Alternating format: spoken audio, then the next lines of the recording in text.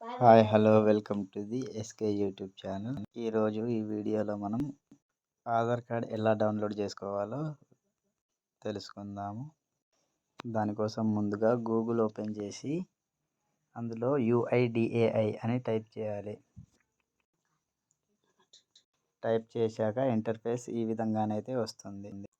ఆ తర్వాత గెట్ ఆధార్ అనే దానిపైన క్లిక్ చేసినట్లయితే డౌన్లోడ్ ఆధార్ మీద క్లిక్ చేయాలి.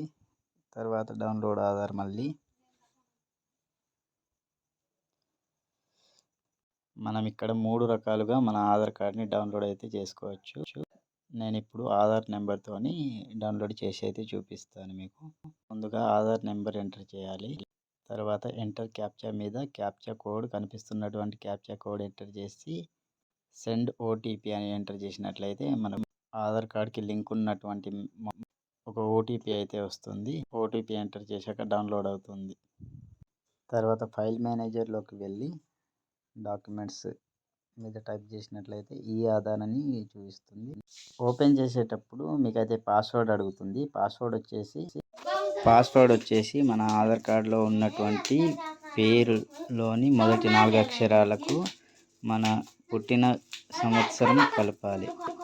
అలా చేసినట్లయితే ఆధార్ కార్డ్ డౌన్లోడ్ అవుతుంది, వ్యూ అవుతుంది. Thank you for watching.